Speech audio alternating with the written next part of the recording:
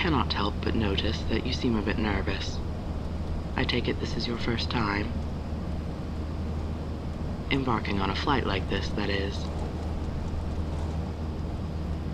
This is a Hercules turboprop, retrofitted with the latest in computer-assisted flight and navigational controls, similar to the setup used by hurricane chasers. It is one of the few aircraft suited for traveling through these conditions. Is this your first time in Antarctica as well? Allow me to welcome you. I would be happy to introduce you to the others once we arrive at the station. Yes, we are planning on watching a movie together tonight. You should join us. John Carpenter's The Thing. It is our annual watch party. Are you surprised that it is a tradition among Antarctic researchers to watch a film about Antarctic researchers turning on each other as they are picked off, one, by an unstoppable enemy? You are not scared of a man-eating, malevolent entity hiding among us, are you? What is so funny? You seemed almost suspicious that an imposter might endanger your life here, and now you are laughing. I do not understand. Ah, I see. I am not very familiar with online video games, as I spend all of my time in the field, and satellite internet is not conducive to such activities. Is your headset comfortable? Make sure you leave it on the intercom setting. That allows us to hear each other over the engines. And make sure you do not switch it to a different channel, as we do not want to distract Jeff with our chatter.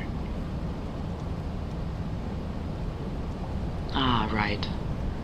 Jeff is the air traffic controller. It has been so long since we have had any new blood at the station, I have become accustomed to everyone already knowing each other. I am glad to have you here with your fresh perspective.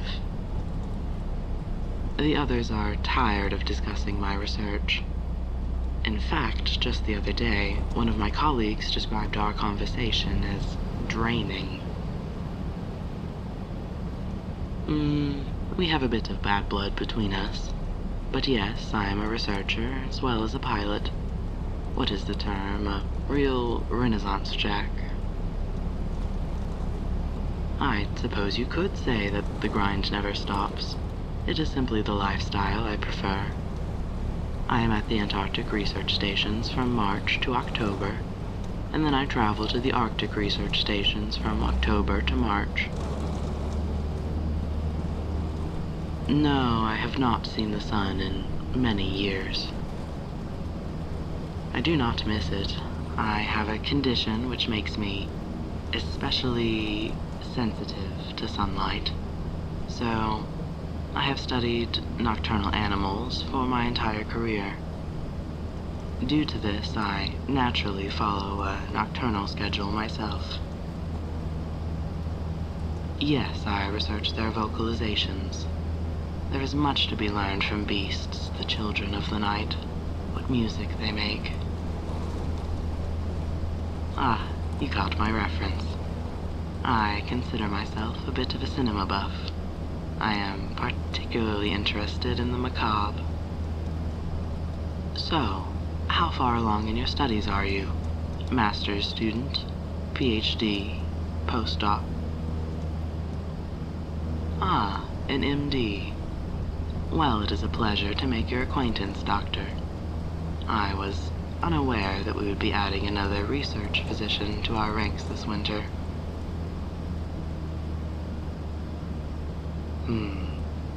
I would say that the most significant health risk here over the winter is, mental. More specifically, the loneliness caused by our isolations. Humans are very social animals. Yes, I misspoke. We humans are very social animals, and having only a few dozen people here this time of year is challenging. Do you have any theories as to the primary cause of this winter over syndrome, Doctor? triiodothyronine deficiency. Yes, I have heard of this.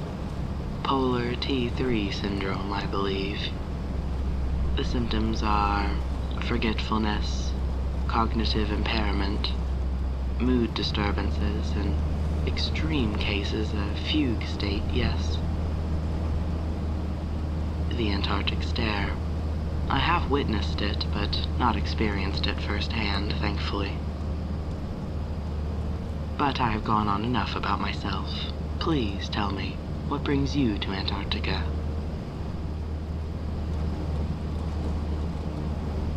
Ah, a fellow life scientist. How wonderful. And you study haematophages. I suppose there are several relevant nematodes here. Oh, forgive my assumption. So your research is on parasites, but not nematodes. Yes, a round of 20 questions would make an excellent way to pass the time. Flying comes very naturally to me, and I have traveled this route many times. I greatly prefer flying VFR, that is, visual flight rules, due to the gorgeous landscape here, but I can of course fly by instruments alone as well. This is frequently necessary due to the weather conditions here. Speaking of which, observe the mountain range ahead before the snow obscures it again. One of my colleagues, Dr. Dyer, I believe he is a professor of geology, was the pilot and leader of an expedition to study them. He found some rather fascinating live specimens, but for some reason he has no plans to return to the site. Perhaps you would be interested in joining a team to confirm his findings. Oh, I do digress. My point is that you need not worry about our parlor game distracting me overmuch from my task, as you have already witnessed my ability to multitask. Let us start our game of 20 questions with the traditional first question. Is the parasite animal or vegetable? I doubt it is mineral. Yes, I once met a botanist who studied parasitic plants. Fascinating stuff. Does the parasite feed on vertebrates? Are the hosts of the parasite mammalian? Does the parasite feed on primates? I think I'm beginning to grasp the nature of your research. Are you a medical parasitologist? Aha. Just to confirm, are the hosts of the parasite human? So I am on the right track. Do you believe that the haematophage's parasite you are here to study may contribute to winter over syndrome? Interesting. I believe you are the first to propose such a theory. Yes, you may ask me questions as well. We are playing a game, but we are also conversational partners.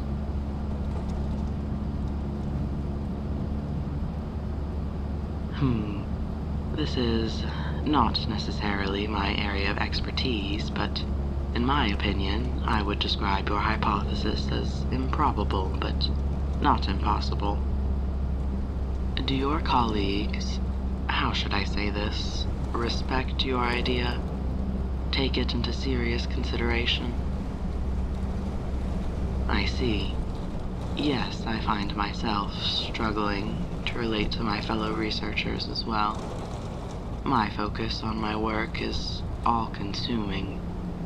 They perceive me as cold. You and I are two of a kind in this way, are we not? I meant no offense. I prefer your style of communication.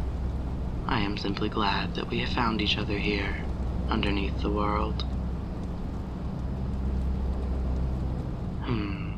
I would say that I am lonely, but I do not suffer mentally in the same way as the others. Do you have a theory as to why that is, Doctor? Of course. Ask away.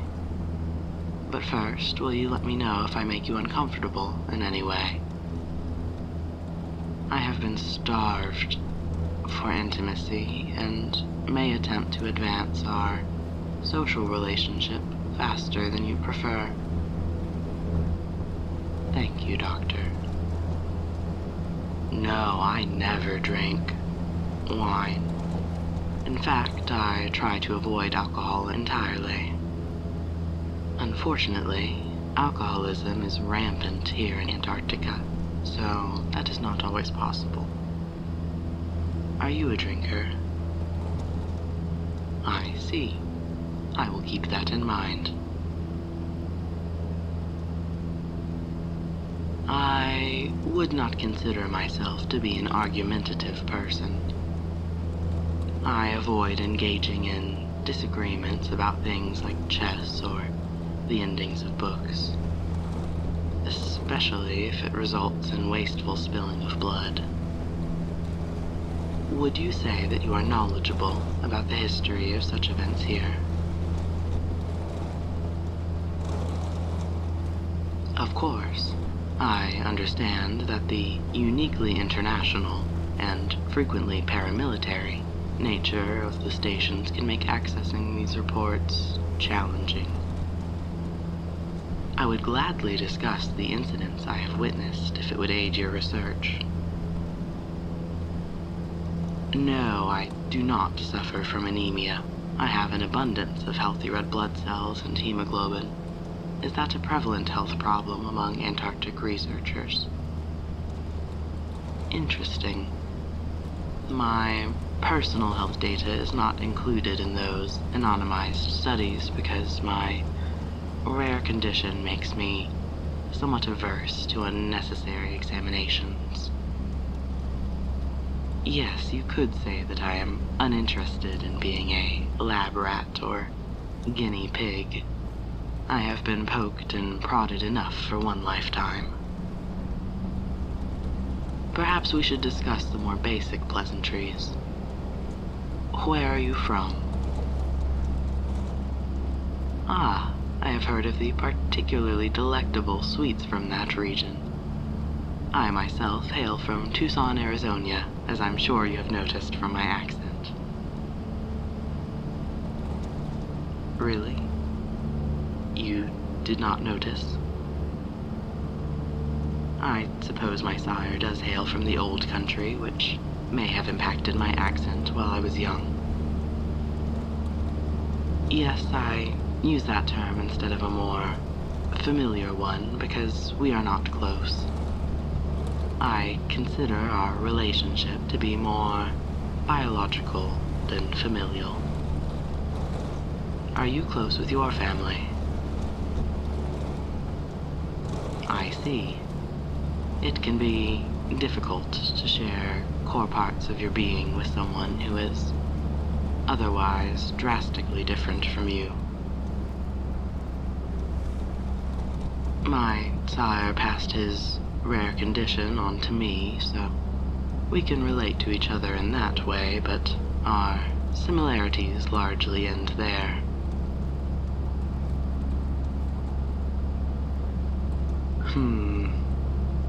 I am satisfied with my life here. This environment allows me to focus solely on my work, my survival, and shields me from the pressures and distractions of the outside world. Some see it as bleak and lifeless, but I see the beauty of this vast, cold continent contrasted against the hot lifeblood of its inhabitants. There are hidden places, teeming with life, if you simply know where to look.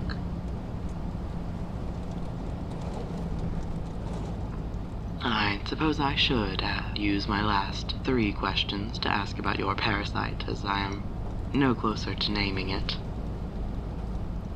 What's another classic question in this game? Is the parasite bigger than a bread box? Sometimes. I expected that to be a yes or no question, and that is rather large for a parasite which feeds on a human host. Is there a preventative medication that can be taken to protect against the parasite? Not an FDA-approved one, but an herbal remedy. I cannot say that I have read any scientific literature discussing such a creature. Have you published your research on this parasite in a scientific or medical journal? What a shame. I would quite like to read about your findings. Well, that was my 20th question, and I still have not identified the parasite. Congratulations, you are the winner of our little game. No, do not tell me. We will have plenty of time for rematches later. Welcome to the station. You have arrived at a very exciting time for us here. Yes, this was the last flight. We are officially beyond the point of no return. No, the winter conditions have been deemed too harsh for any rescue vehicles past this date. There is no way out. Even if you are in a body bag, you will have to wait until the return of spring like everyone else. We shall be spending the season together, one way or another.